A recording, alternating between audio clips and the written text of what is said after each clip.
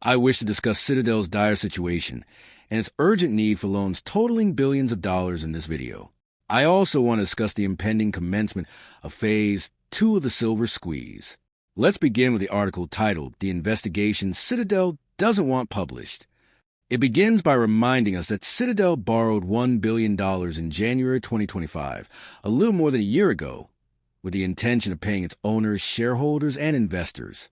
This should worry all institutional investors. Snorts. Citadel also borrowed $600 million prior to that. Additionally, I suspect that Citadel took out additional loans in July of 2025. Now, folks, let me tell you something crucial about DevStream before I go into further detail about how Citadel is in serious peril.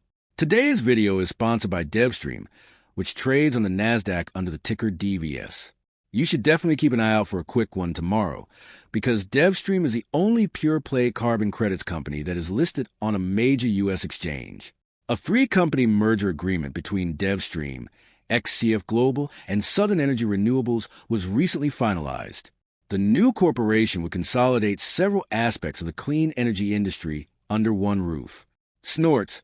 They would create carbon credits, produce sustainable aviation fuel, and offer those financial advantages to consumers in the U.S. and other expanding markets, turning into a one-stop shop where airlines could buy both the carbon credits and the actual fuels. With enormous long-term upside potential, the global carbon credit market is projected to reach $16.44 trillion by 2034 from its current estimated $933 billion in 2025. Additionally, they are moving toward a sustainable tokenization strategy and a blockchain-based treasury, with over 12,000 Solana and 22 Bitcoin under BitGo's custody and no sales of those digital assets. Do you believe DevStream will be the next big carbon credits company, guys? Please share your thoughts with me in the comments section below. Additionally, make sure to look at DevStream trading on the NASDAQ using the DVS ticker. Snorts. Back then, those loans and bonds were rated AAA, which is 2 tiers higher than a trash grade. However, in February 2026, 13 months later, Citadel is once again collecting funds. This time, the amount is considerably higher, $1.25 billion, and the credit grade is BBB-. The first thing I saw is that Citadel keeps taking out new loans. They borrowed $600 million, then $1 billion, and now $1.25 billion, almost as if they were earning interest, not making loan payments, not making interest payments, not making capital payments, just continuously taking out new loans. According to the paper, healthy hedge funds don't act like way. Distressed businesses handle a liquidity issue in this way. The article also poses and addresses the crucial question of why Citadel needed to borrow $1 billion in January of last year and an additional $1 billion in January and February of this year in order to pay its owners, given that the company made $5 billion in distributable profits in 2025.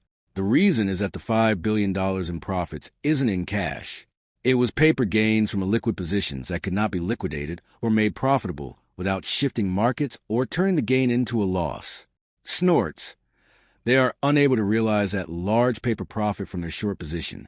Without shifting the market and converting that gain into a loss, the short cannot be closed. Furthermore, the risk and interest rates don't make sense. In 2022, during a period of high inflation and rising interest rates of 3.375%, Citadel borrowed $600 million. However, as a result of numerous rate cuts, they are currently borrowing $1.25 billion.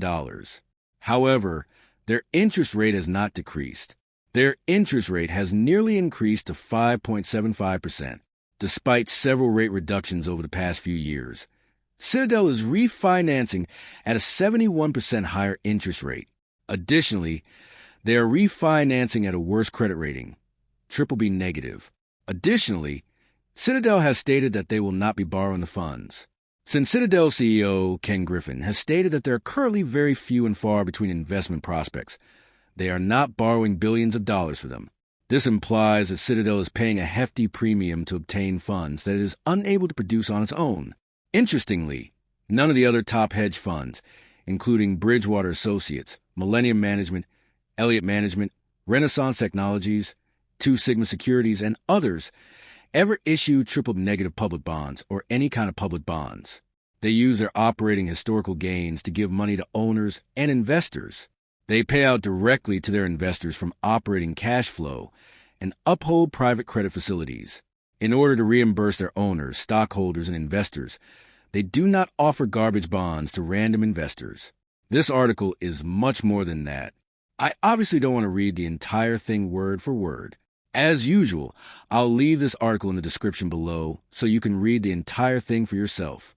I simply wanted to highlight the main aspects. However, it raises some fascinating points about how, before the 2021 and before GameStop, Citadel was able to distribute funds to investors. However, in order to pay anyone money after GameStop in 2025 and 2026, they must sell bad bonds. Let's now discuss the silver squeeze's second phase and how the paper silver shorts math isn't mathing. Looking at the overall open interest, the March 2026 open interest, the May 2026 open interest, the present open interest, and the leaps all on silver for the CME silver futures. As only Dario has noted, in the next 3 days, 188 million ounces of silver will be coming into settlement. Only 88 million ounces of the 188 million ounces of silver that are being settled are physically available at COMEX. This will undoubtedly lead to FTDs failing to fulfill their promises of paper and undeliverable silver. All of this is due to the fact that paper shorts are repeatedly selling that paper silver and creating a far deeper hole for themselves. Clearly, silver had a huge surge during the last 2 months, from November's lows of about $40 to January's high of over $100, $109. After clearly having a huge 28% single red day, silver has been bouncing around, stabilizing, and is now beginning to curl back up for the squeeze's next phase. I think we'll see something like this over the coming weeks. It will move into the 80s and 90s, pull back before reaching hundreds, and then draw back again to form this cup and handle style breakout. Many of the small cap equities we trade in the group also do this. I refer to it as the up sideways up. News may cause many of these stocks to rise. They move sideways.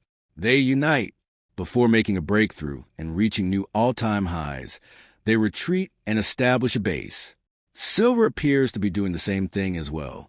It was pulled down and tried to be controlled by the shorts, but it found a foundation after pushing up during the first short squeeze. It has reached consolidation and is preparing for the next stage, the next breakout. Let's now discuss another type of deceptive trading. This time, Jane Street, a name we've heard a lot, is the one engaging in insider trading. The Luna cryptocurrency and Terraformer Labs crashed a few years ago due to insider trading.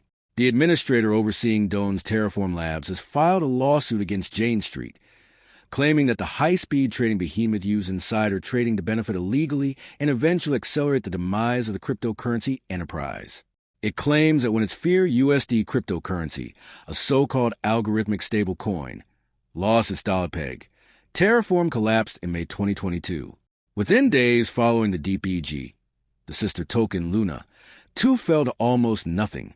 It claims that hundreds of thousands of investors worldwide were harmed by the $40 billion meltdown, with some losing their entire life savings almost instantly.